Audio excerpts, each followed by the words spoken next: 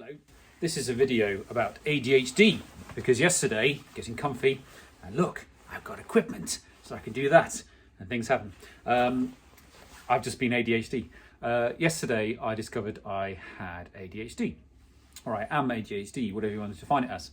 And I can't stop thinking, oh, I'm wearing my lovely new lightweight workers jacket in this new colour that's an exclusive for 2022.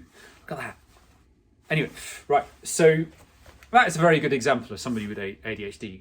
I believe I'm learning a lot. And I thought I'd take you through what I am discovering, why it makes so much sense. And really the main reason I'm doing this is because you may already be ADHD, or you may, or you may not, but you may not realise you're ADHD. And I put a post on Instagram yesterday and an enormous number of people either said that they were, or that the way I described ADHD about myself to them made them go, oh my God, that could be me. And I think that the discovery of what you are and who you are and how you work is an incredibly important one for your happiness and success, however you define it in life. One of the aspects of ADHD is you talk too fast and too much about lots of different subjects, or at least I do. Anyway, that's one of my symptoms, if that's actually an issue. It can play to my advantage. Anyway, so this story starts with why I came to get diagnosed. So I went to a screening yesterday, which finished, and that all kicked off about 5-6 weeks ago. I was quite stressed out, middle of crowdfunding, and Emma, my wife, said, hey, I've been talking to a few friends and they think that you might have autism. And I was quite surprised by that. I don't think of myself as an autistic person, but I thought, hey, why not? I know I've always been different. I know that I'm unusual. Maybe I am. I don't think these specs are right, actually. I'm sort of between distances. I'm going to get rid of them. So I thought, yeah, okay, so how do I do that? I looked up a couple of places and found a screening place in Yorkshire called Aspire. And you can Google that, obviously. And I approached them and said, can I do a screening for autism? I think I might be autistic, I don't really know. And they said, yes, of course. And I was then sent a lot of text. Friday, ADHD, is everything is now ADHD. It's fascinating. I was sent a lot of spreadsheets with lots of interesting questions, and I love a good questionnaire, and it was all kinds of aspects about my childhood and currently what I struggle with, what I'm really good at, what I'm into, what I'm not into, etc., just to kind of get a really holistic view of who and what I am. And I sent them off, and then I had the appointment 4 or 5 weeks later, which was yesterday, and I'm definitely at ADHD. And it was quite clear. And I knew it was clear as soon as I did those tests, because what was interesting was I was obviously being tested for autism. And what happened was I was going, yeah, autism, not really, no. I don't know if I'm being prejudiced. I don't know enough about autism, but I'm apparently high empathy. And I also crave change. I'm very, very comfortable with change. I don't need set things, and I don't need routine. Particularly, I'm not a very routine person. And to me, that I just didn't recognise autism in myself. Not that that's necessarily the right way to look at it, but I did start recognising ADHD. So it was clear from some of the questioning that was related to ADHD that I was like, yep, oh yeah, oh yeah. And so suddenly in that intervening 4 weeks, I was like, I'm going to read up about ADHD, which is very typical of me, huge amount of information. And then I got to yesterday, basically going, please make sure, I hope you are going to let me be ADHD, because it's too much of a solution. It makes too much sense. And she said, yeah, you definitely are. No, you're not autistic. And I was like, right, okay, great. And we talked through that, and I talked about how that affected my life. And, you know, it wasn't a counselling session or anything like that. And I don't necessarily think it's a bad thing per se, although it's definitely affected me in negative ways. And now I'm sort of getting used to that fact. Although, to be honest, I've been getting used to it for weeks now already, because I was pretty certain I had ADHD. You know, when you just see and you know. It just suddenly came together. And you know what? I'd never thought about it until that point. At the age of 48, until 4 or 5 weeks ago, I had no clue that I was ADHD. I just thought I was eccentric and unusual and different and annoying and weird and whatever. So she sort of asked me at the beginning for a sort of potted history of who I was. And I'll try and do that for you. And how it potentially relates to ADHD, because that might relate to you. So I was bullied a lot at school, quite badly. And I never felt like I fitted in, which is a classic problem with ADHD. And I can remember, and I know that I was really clever. I had IQ tests and stuff like that. I had to have an IQ test because basically, sometimes I was considered to be stupid, like really, like educational special needs sort of area. Sorry to conflate that, but at the same time would come out with these big words and be really erudite, and it was just this confusion. And my dad basically demanded an IQ test, and the IQ test came out that I was really clever. So I don't really tell people that because it's kind of embarrassing. People don't really talk about IQ. It seems a bit naff, but I think it's important and relates to this. So I was doing not great in a lot of my schoolwork, but clearly intelligent in general, especially communicating, which I still feel is the case. As in good at some stuff, bad at other stuff. Really don't want to sound like I'm, shining an amazing golden light on myself or anything. So anyway, again, it's this thing of going off on tangents.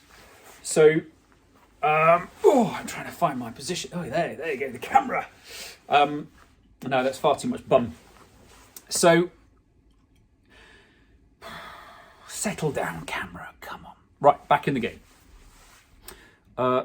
So I had a really lonely sort of young childhood until I went to secondary school, and then at secondary school I was predicted all A's for GCSE and I got sort of mixed bunch, and then for A level I was predicted all A's and I barely scraped my A levels, and then I went to do a degree and I didn't complete my degree, and in lectures or in practical sessions particularly, very much practical. In practical, I would excel. I'd be on a first and I'd be brilliant. Everyone would go, oh, you're brilliant.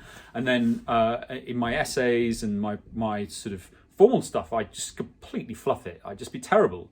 And I can remember always doing essays at 3 o'clock in the morning when they've got to be handed in at 9 in the morning and all this kind of stuff. And, my professors saying to me, why are you like this? Why are you so good, but you just can't do the coursework? Why can you not actually nail this when you've got all the ability? Is it because you're lazy? Is it because you don't care? Is it because you're self-sabotaging and all this stuff? And I was like, I don't know. And I was really defensive. And I was probably defensive because I didn't know. I didn't know what was going on, and it annoyed me and it upset me. And this is a theme that sort of comes out from reading up about ADHD, is people who have ADHD are quite often really disrespect themselves and sort of have problems with self-respect and trying very, very hard to please themselves and others because they are constantly told that they're bad or they're stupid or they're idiots or they're lazy. And I don't honestly remember that when I was small. I do sort of remember some quite cutting stuff being said to me when I was older. But I'd already developed quite a strong sense of self. I've always had a strong sense of self in that I am different, and that's okay. My mum always told me that. And so my eccentricity felt like just me. So fuck you. That's who I am. I'm not going to change who I am. But I did notice that I struggled, and I've always said, oh, I'm not academic. And that doesn't mean I can't do it. I just don't seem to be able to get there, to complete. So I'm just poking the screen. So yeah, I was with Emma Lou. We met when I was 22 and moved in together early, moved to London in my early 20s. And my 20s felt like a drift, an aimless drift, being unable to find out what to do, who I was, just. And Emma Lou's career was going stratospheric, doing incredibly well in film production and working in media and just going woof and going to Australia and doing massive shoots and all this kind of stuff. And I was sat home basically smoking weed and trying to hide from myself and just not nailing anything really, or maybe nailing a job that was very easy very quickly and then getting bored and just wanting to move on and sort of overachieving and stuff that was below the bar, you know what I mean? So yeah, I just felt like I don't know what's going on.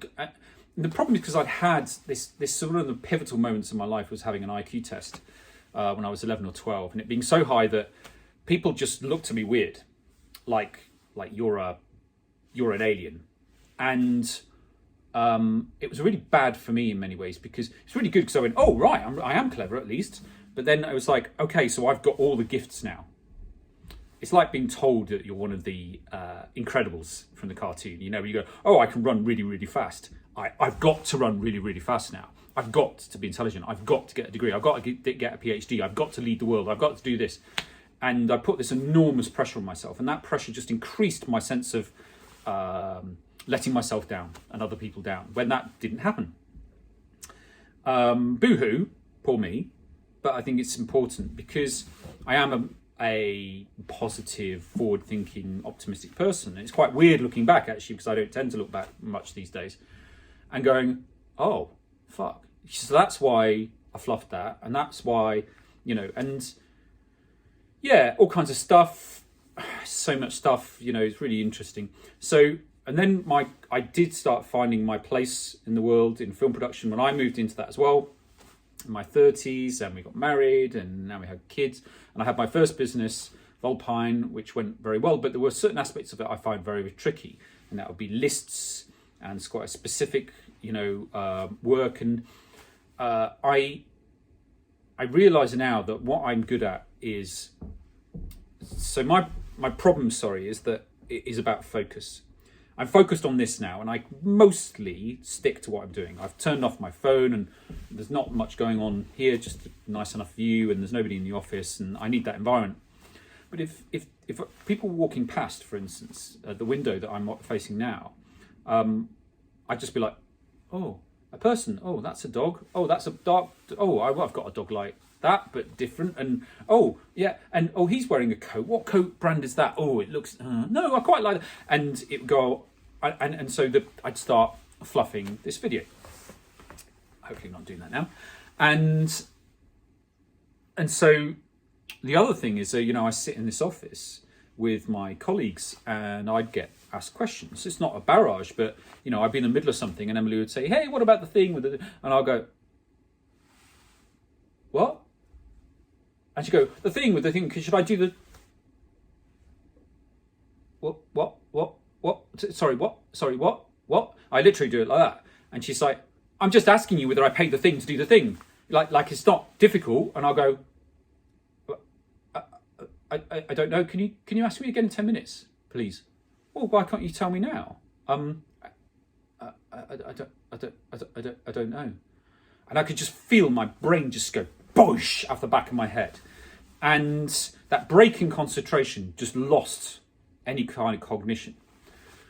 So I could do really deep, intensive, strategic, intelligent work with very deep, difficult financial concepts, all this kind of stuff, which I really, really enjoy.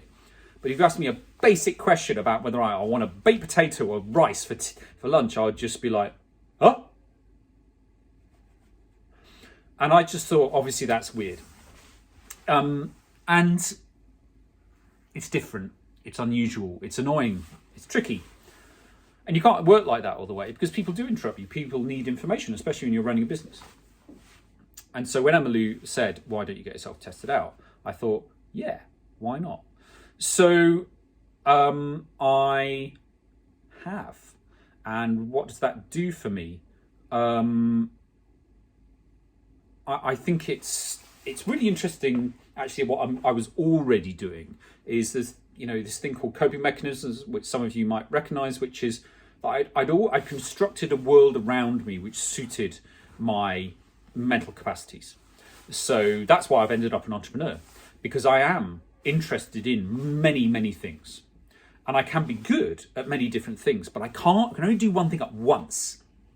That's the weird thing, is I can be really nailed on financial, I'm really nailed on marketing, or product design. But if you ask me 3 different questions in a row about 3 different things, I will just goosh. It's like a flash of white and then it's nothing. The analogy I use, I use 2 analogies, and I was using this before I knew I was ADHD. One is changing the hard drives. If you ask me a financial question, I have to pull out the hard drive and put in a financial hard drive, which was the marketing hard drive, and you want to ask product hard drive, and it takes time to do hard drive. You unscrew the panel at the back, and that takes a while. But when I get there, I'm there. Whereas most people will go, oh yeah, so that's £10,000, and that colour is green, and you should put stitching there, and they can go like that. Well, I can't. Or if I do, it uses an enormous amount of brain power, and it means I'm very exhausted. So I'm mentally exhausted a lot of the time, and I find that that's very, very difficult because, of course, I go home in the evening to see my family and help out home, and I'm just a zombie because I'm just driving so hard all the time. But I'm constantly combating 7 things at once that are happening. Now that makes me very, very creative, I think, and I'm told. I'm creative in terms of marketing and pretty pictures and writing and stuff, but I'm also creative in terms of innovation, in terms of business model, creative in terms of the way I think about how to present mental health and all this kind of stuff. And that's great. And I don't think that would have happened if I wasn't ADHD. So ADHDers, as I have come to call us, talk a lot about superpowers, and ADHD to me has become a superpower. It makes me talkative and potentially charismatic, if that's not too arrogant a thing to say. It makes me a fuckwit in other areas, so I'm just balancing it off. It means that I think very left field. So when I was in work, you'd ask me, you'd say, Nick, can you please do this thing? Can you please put that envelope in that box 1,000 times for us, because that's your job? And I go, but why is that envelope that colour? Why is that envelope that size? Why do we put them in envelopes? Why don't we put them in boxes? Why do we stack them in one box and put one box in? Why do we do that like that? Why don't we get someone else to help and do that? And they'd be like, just put the fucking envelope in the box 1,000 times. That's your job. Because I will always rethink everything. Nothing is taken at face value. And that's a very, very useful skill in some places and really fucking annoying in others. And so it's fascinating to look at that. So, of course, being an entrepreneur, that starts to suit me. It means touching multiple different things, assessing. So I'm very good at assessing. You give me a wide panoply of things, and I will form a picture of them. Here's another thing I can do. You may or may not recognise. I can see pictures. Like in Iron Man, when he's moulding the sort of holographic bits of the suit and stuff like that. I can see that. I'm doing it right now. I'm looking at a design that I want to make in the future for a jacket, and I can see it in front of me in perfect detail. I can manipulate it. I can move the arms off. I can put the things on. I can change the colour. I can change stitching. And I have this visual memory and this visual mind. But if somebody's talking in the background, or Radio 2's on, or Radio 6 music or whatever, I would just be like, what? It's the inputs, multiple inputs, which is why, for instance, I went to a party on Saturday, lovely person, and it was a special event, and lots of people from my area went, and I just walked in and I just went, oh fuck, I need to get out. And people sometimes mistake that for antisocialness. I really like people. I like being around people. I like talking to, and sometimes even listening to people. But in a party with loud music, that's particularly the problem. And trying to shout in someone's ear and go, sorry, what's that? It fucks my head completely. And I just stood there and I just couldn't communicate. I just, and I recognised that from the past as well, is at parties, Emily would be like, how come you're so, you can talk to anyone really easily, like in the street, or you can go up to someone at work and you can start talking to them and have a conversation.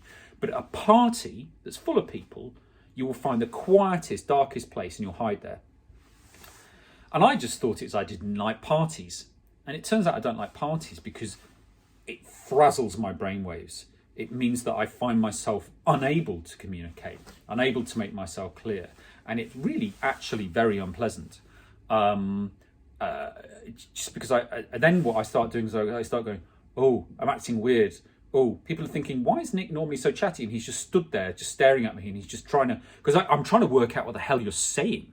I'm trying to remember your name. I might have known you for years, and I can't remember your name, which is weird. I'm going, is it George or David? I talk to him every day. I can't remember if it's George or David. I better not say their name. I just call them chap. I think I call everyone chap, including women sometimes, because it saves me having to say their name, because I'm fucking terrified of getting their name wrong. I can remember my wife's name, which is good. So in the future, now I've got to make choices. I could go on medication. So essentially ADHD seems to be, I was about to say a lack of dopamine, but I believe it's not a lack of dopamine, it's you use dopamine too fast. And apparently that is often caused by trauma in childhood. It may have been that I was, badly bullied at school. I don't really know. I don't remember a lot of my childhood, which may even be a thing. But what it means is that dopamine is an issue. And you create dopamine by doing the things that I do that look after me. Exercise, cycling, meditation, yoga, sex, good eating. Drinking increases dopamine, but it also takes it back. Sugar does. Now, I recognise that drinking is not good for me. I'm teetotal at the moment. I haven't felt better. I posted another Instagram on Saturday, because I'm very open about my mental health, because I'm trying to do that to encourage other people to be, about how I was struggling with my mental health. Not in a serious way, just not in the best place. And I think it's probably because I was really nervous about this diagnosis. I think that was a big thing. But I was also drinking. Now, when I drink, I have 1 or 2 drinks a night. I never drink to get drunk. I haven't got drunk. I've got drunk once in the last 25 years, I think, and that was my stag do. And it's certainly not very often. And but those 1 or 2 drinks changed me quite a lot as a person. So I'm not drinking. I'm trying to do meditation. Quite often I'm quite busy, and so I don't bother, and then I feel worse for it. Trying to cycle, trying to go to the gym, trying to do Pilates, all this kind of stuff. And when I do, I am good. I'm much, much better. Dopamine. And so maybe I need to go and get my own source of dopamine. What I don't want to do is lose these sort of superpowers that I have, and that's a voyage to discovery. But apparently these drugs, or certainly one kind of drug, you can just take when you need it. You don't have to build it up like most anti-depression drugs, etc.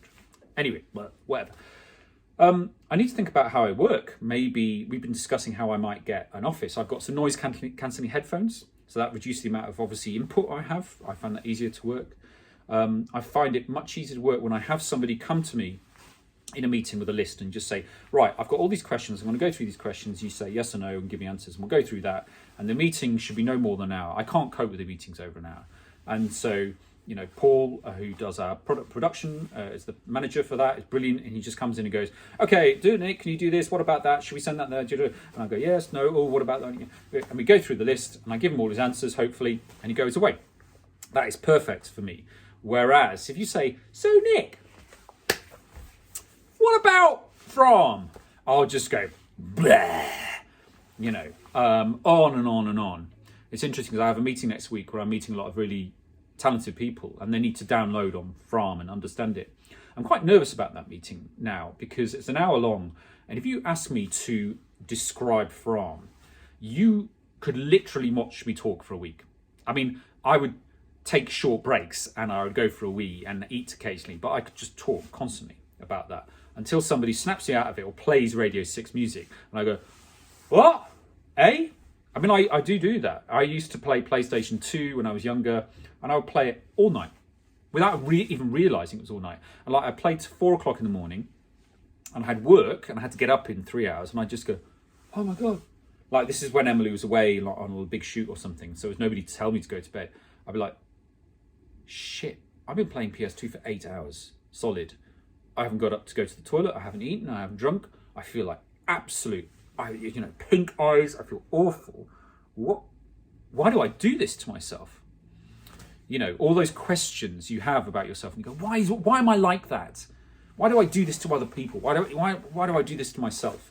The frustration, which now has an answer, right? Some clarity. It's a physiological answer. Don't ask me a big open question because I'll give you a massive answer. Now, those answers can be very, very useful because I can come up with really interesting things. But if you just need to know whether something's black or white, it's not very good. Anyway, so yeah, I think it's really interesting. I think in the past I would have been really nervous about saying I had ADHD because people go, well, he's going to be shit at his job, or he's going to be weird or whatever. And you know what? I don't really mind being called weird because I'm quite proud of being different and being unique or whatever. But I am different, but different is good and different is essential, I think, in this business. And I can drive something I have is an enormous amount of resilience and drive. I will go and I will go and I will go. And I think, and apparently that comes from ADHD and having to get through ADHD. I've got this far, but I'm also not good at structure. So I need to surround myself with structured people. I need people to make me structured, to augment the things I'm good at and to offset the things I'm bad at. I need to work out how this affects my family. You know, what am I doing or not doing around my family? You know, and to make the best of what I'm good at and to mitigate the things I'm bad at.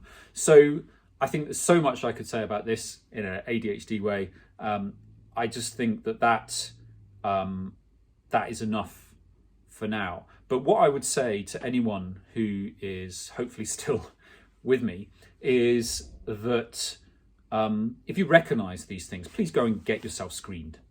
So you can Google somewhere that does ADHD screening. So I Googled that and got Aspire in Yorkshire. I just did it on Zoom and that was great. It cost me 150 quid, I think. And you may or may not have that money. I hope you do. You can go to the NHS, but that at the moment seems to take quite a long time. And for me, it was a relief. It was a relief. I just like, oh, thank God. Now I get it. And in the meantime, I did a lot of research online. I saw a lot of people who discovered, and particularly in late life, they had ADHD. I realised that ADHD isn't always just naughty boys jumping around classrooms, smashing things up.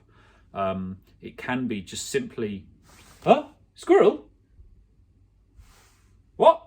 Oh, I was supposed to be doing a thing. Why am I like I am? Because of this. Isn't that great? To know who you are and to know what you're good and bad at and then make use of it.